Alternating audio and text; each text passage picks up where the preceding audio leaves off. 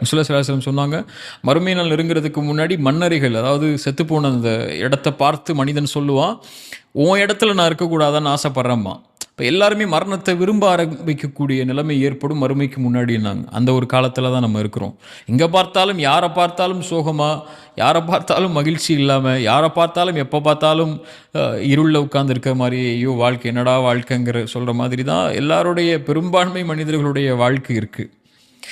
அதில் அப்படி இருக்கக்கூடிய நேரத்தில் அதுலேருந்து வெளியே ஓடுறதுக்குள்ள காரியங்களை நோக்கம் இல்லாதவங்க, வாழ்க்கைக்கு எதுக்காக வந்திருக்கோம், எதை நோக்கி நம்ம போகிறோம், நமக்குன்னு ஒரு வாழ்க்கை இருக்குது இதுக்கப்புறம்ங்கிற எண்ணம் இல்லாதவர்கள் எடுத்துக்கொள்ளக்கூடியது என்ன, ஸ்ட்ரெஸ் ஆகிட்டாங்களா, அல்லது அவங்க வந்து வாழ்க்கையில் எதிராக ஒன்று தோத்துட்டாங்களா, நீங்கள் சொல்லுங்கள் லவ் பிரேக்கப் ஆகிடுச்சா, என்ன செய்வாங்க, போய் மது குடிப்பாங்க, போய் சிகரெட் அடிப்பாங்க, போய் போதை பழக்கத்துக்கு அடிமையாவாங்க, அல்லது தன் வாழ்க்கையே முடிஞ்சு போச்சுன்னு சொல்லி எதுவுமே செய்யாமல் ஸ்ட்ரெஸ்ன்னு சொல்லிட்டு ஸ்ட்ரெஸ்